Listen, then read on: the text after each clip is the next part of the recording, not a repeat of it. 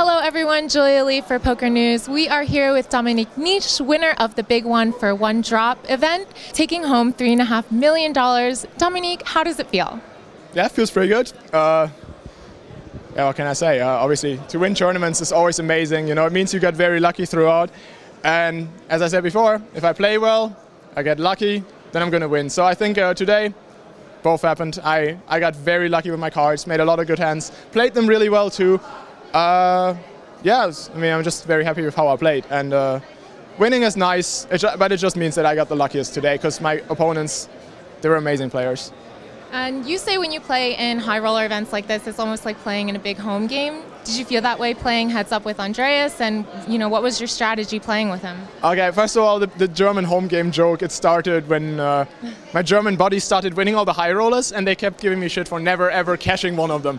So today I felt like I was finally invited to the home game. Yeah. I felt like they finally invited me. Stefan, who's one of the best in the world, he always needles me for never winning, but it's always like in good fun, and we're all really close. So yeah, the German home game is always a joke among us that if two or more of the group make it, it's a German home game. You know, we always take selfies. We're like sort of joking around, like, oh, and today I was like, oh yeah, today it's a German home game. Only this time it's millions up top, and we're playing for a bracelet, so yeah, it's special. Christoph is also part of our crew. He's a very good friend of mine. And Andreas I didn't really know before the tournament, but I got to know him pretty quickly, and he's a great guy, fantastic player. Turns out we actually play quite a bit online sometimes. Yeah, so like, it was just friendly with him as well. And I'm good friends with pretty much everyone at the table. I'm good friends with Nikita, who I play with online. Christoph, as I said, Stefan, Thomas Mühlecker. Like, they're all part of this sort of same crew, but I would say like among all of those, I think Stefan and I are the closest. I'm also really good friends with Christoph, so it's, they probably know my game the best, and I think it was a tough battle. Obviously, when you play against people that like do the same work as you, yeah, that think on the same level as you, and that those ones you can't outplay. Like, I think I can outplay other players. I think I have an advantage over. I can't think I have an advantage over Stefan or Christoph because they're just two strong players. There's other players that haven't done the work that I feel like much more comfortable playing against, where I'm exactly sure what they're doing incorrectly, and then I can sort of run them over in most situations.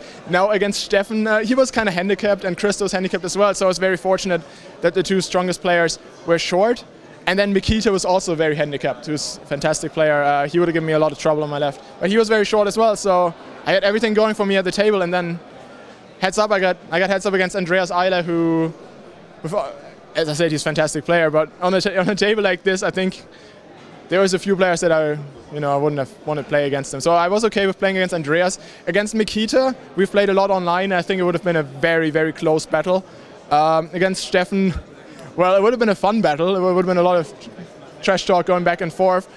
But it wouldn't have been a really profitable battle for either side. And against Christoph, well, Christoph would have just taken a very long time on every decision. So I didn't want to do that. But I like Christoph, and he would have played amazing as well.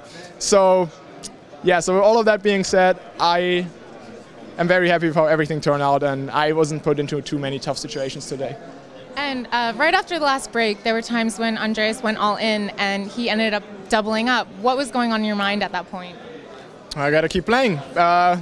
Same as always. If you play poker and people go all in and you call them, you're going to be most likely in that situation. At best, it's going to be 60-40.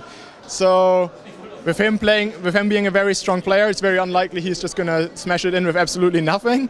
So I was always going to have to get lucky to end the match, and that's what heads-up poker is. Once it gets down to like 10, 15 big blinds, most of the pots they're going to be limped and check, or limp and all in, or all in right away. And I was very lucky to drag a big pot a few times throughout the match to keep him short. But he played really well, and like his all-ins, they were all completely fine. I would have played his hands exactly the same. And once there's two strong players, that will happen heads up. That both players want to play their hands the exact same way, and then chips just go flying in, and at the end, the luckiest player is going to win, and that's why I beat Andreas. Well, congratulations. What are you going to do to celebrate? I'm not quite sure what there is to celebrate. I'm probably going to try and celebrate by winning the main event here. Okay. Yeah. Well, good luck. That's my kind of celebration, yeah. Good luck to Dominik Nitsche. This is Julia Lee. You're watching PokerNews.com.